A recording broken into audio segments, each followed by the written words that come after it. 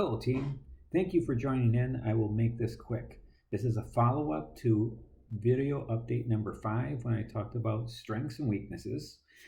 Because the weekend after that video, I read chapter 4 of The 9 Lies About Work. This book right here, Marcus Buckingham, Ashley Goodall. And it's based on a lot of research actually produced by Harvard Business Review. And I had a mini epiphany. And so let me see if I can describe my thinking in reading that chapter and how it applied to strengths and weaknesses comments I made last week in a tip of the day. So we value diversity. And the definition is diversity, that we are all different from one another. There is a uniqueness in the way our brains and our synapses formed in our brains from early on and through growth and even into our adult life, and we continue to work on those synapses, but they all make us very individual, makes us good at some things and maybe not so good at others. And this is a really good thing. There's got to be a lot of different people in the world, because I faint at the sight of blood. So I thank God for doctors and nurses. My daughter's a nurse, so I guess maybe it's not always genetic. EMTs, because we need them in the world to take care of us. And I wouldn't be very good at that job. Of course, they probably faint at the sight of a spreadsheet, so all things are equal. And, so in that spreadsheet, when I get excited about solving a problem with numbers and dive in, time just kind of flies by. You've probably had projects like that. All of a sudden, it's a couple hours later, and I produce some kind of summary table that provides that solution, an easy thought process, and everyone is in awe about what we can do and how we can make decisions going from there. So, that is really the definition of a strength. It's an activity that makes you feel strong.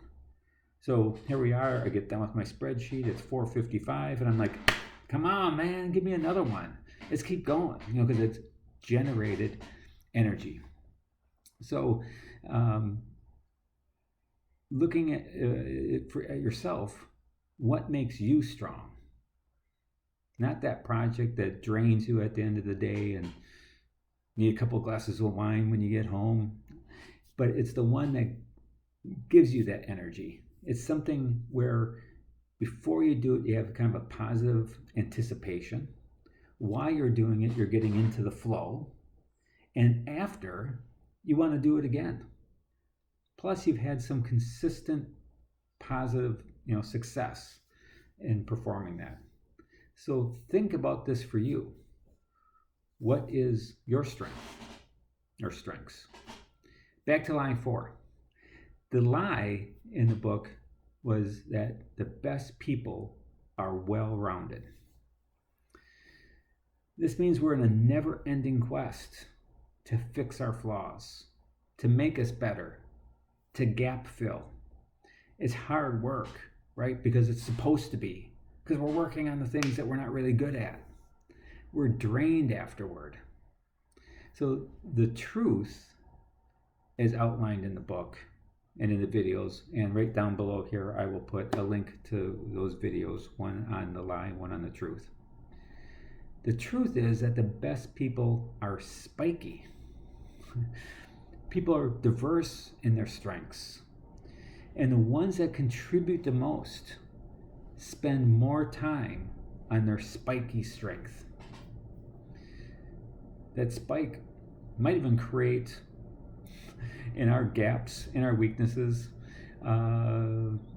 difficulties in working with others, or might be off-putting to others.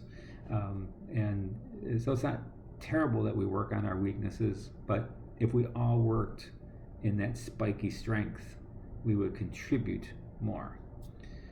So an example could be American football, not the real worldwide football that we call soccer here. Aaron Rodgers, quarterback of Green Bay Packers, probably isn't the best tackler in the world. But do you think their coaches are having them practice tackling. I'm pretty sure he's spending most of his time worrying about the quarterbacking, leading the team, knowing the plays.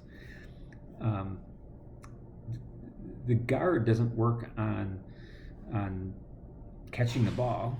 He's going to work on blocking.